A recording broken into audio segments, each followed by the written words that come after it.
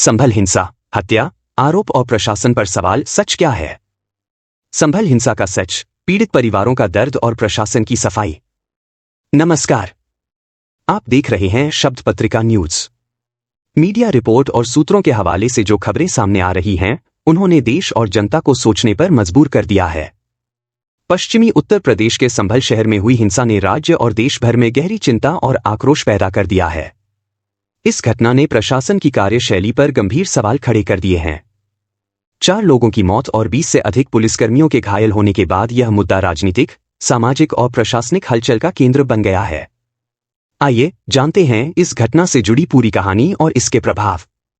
जामा मस्जिद पर सर्वे और हिंसा की शुरुआत। रविवार सुबह संभल की शाही जामा मस्जिद में अदालत के आदेश पर सर्वेक्षण का काम चल रहा था। इस दौरान भीड़ बढ़ने लगी और हालात बेकाबू हो गए। पुलिस और भीड़ के बीच हिंसक झड़पें हुईं, जिसमें 4 लोगों की मौत हो गई और 20 से ज्यादा पुलिसकर्मी घायल हो गए। मारे गए 4 लोगों की पहचान बिलाल 22, नईम 34, कैफ 17 और आयान 16 वर्ष के रूप में हुई है। हालांकि पुलिस ने गोलीबारी की जिम्मेदारी लेने से इनकार किया है। वहीं स्थानीय लोगों और पीड़ित परिवारों ने पुलिस पर गोली चलाने का आरोप लगाया है। मारे गए लोगों की पहचान और उनके परिवारों का दर्द। नईम गाजी परिवार का सहारा खो गया। 34 वर्षीय नईम गाजी मिठाई की दुकान चलाते थे और अपने परिवार के इकलौते कमाने वाले थे। उनकी मां ने बताया, नईम तेल का पीपा खरीदने गए थे। उसी समय उन्हें गोली मार दी गई। अब हमारे घर का सहारा खत्म हो गया है। नईम के 4 छोटे बच्चे हैं, जिनकी परवरिश अब एक बड़ी चुनौती बन गई है। बिलाल, शादी का सपना टूटा। 22 वर्षीय बिलाल कपड़ों का व्यापार करते थे। उनके पिता नफीस ने कहा, बिलाल निर्दोष था। उसकी शादी की तैयारियां चल रही थीं।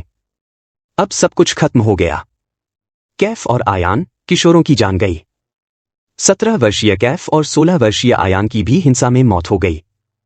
कैफ की मां अनीसा ने कहा, मेरा बेटा सुबह से लापता था। शाम को उसकी मौत की खबर मिली। प्रशासन की कार्रवाई और स्थिति पर नजर। हिंसा के बाद प्रशासन ने भारी संख्या में पुलिस बल तैनात किया है। डीआईजी मुरादाबाद रेंज मुनिराज जी ने दावा किया कि स्थिति अब नियंत्रण में है। पुलिस ने अब तक 2700 से अधिक लोगों पर मुकदमा दर्ज किया है और 25 लोगों को गिरफ्तार किया है।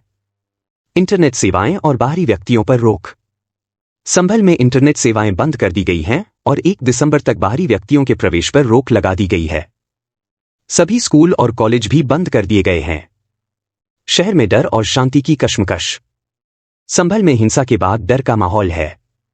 गलियां सुनसान हैं और बाजार बंद पड़े हैं। पीड़ित परिवार प्रशासन की कार्रवाई के डर से खुलकर कुछ कहने से बच रहे हैं। राजनीतिक प्रतिक्रियाएं और विपक्ष की तीखी आलोचना। विपक्षी दलों ने प्रशासन पर निशाना साधते हुए इसे बड़ी प्रशासनिक विफलता करार दिया है। कोर्ट की तरफ से बगैर मस्जिद के जिम्मेदारों को कमेटी को सुने उन्होंने एक एक्स पार्टी ऑर्डर पास कर दिया, वो गलत है। दूसरा यह है कि एक बार तो आपने गलत ऑर्डर दिया, सर्वे हो गया। दूसरा सर्वे जब किया आपने किसी को इत्तला नहीं दी। तीसरी बात यह है कि पुलिस का यह काम था कि मस्जिद कमेटी को कॉन्फिडेंस में लेते या वहां की पीस कमेटी को। चौथी बात यह है कि जो सर्वे करने लोग आ रहे हैं वो प्रोवोकेटिव स्लोगन्स लगा कर आ रहे हैं, वो वीडियो उसका है, पब्लिक डोमेन में है। और उसके बाद जो वहां पर वायलेंस हुआ, जिसमें 3 मुसलमानों को गोली लगी, उनकी मौत हुई, हम इसका कंडेम करते हैं। ये फायरिंग नहीं बल्कि मर्डर है। और जब से बाबरी मस्जिद राम मंदिर का जजमेंट आया, जिस बात को मैं पर्टिकुलरली कह रहा हूं कि उस जजमेंट के बाद ये सब चीजें खुलेंगी और एक के बाद एक खुल रही। दुखद है जो घटना हुई है।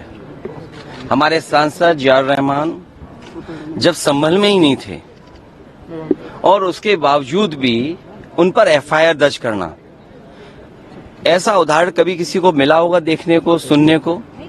एक पुलिस ऑफिसर ये कह रहा हो कि नेता बनना छोड़ दो, नेताओं का सहारा लेना छोड़ दो। किसके लिए भाषा थी वो? आप जानते हैं सीए का आंदोलन, किसानों का आंदोलन, SC/ST के बच्चों का आंदोलन हो या ये आंदोलन, लगातार गोलियां चल रही है। उत्तर प्रदेश में गोलियों के द्वारा अन्याय किया जा रहा है। ये गुंडागर्दी नहीं है। हम अपने लोगों के ऊपर सुनेंगे। मुझे पुलिस के साथ चोट का भी दुख है, लेकिन मैं मानता हूँ कि कोई साजिश है जिसका शिकार जो है हमारे गरीब लोग। सांसद जियाउर रहमान बर्क ने अपने ऊपर लगे आरोपों को खारिज करते हुए कहा, हिंसा के समय मैं बेंगलुरु में था। ये आरोप बेबुनियाद हैं। संभल हिंसा, अफवाह या प्रशासनिक चूक? क्या यह हिंसा भीड़ के गुस्से का नतीजा थी या इसके पीछे कोई साजिश है? प्रशासन का कहना है कि भीड़ ने पहले हमला किया, जबकि पीड़ित परिवार इसे पुलिस की गोलीबारी का परिणाम मान रहे हैं। सीएम योगी आदित्यनाथ का बयान।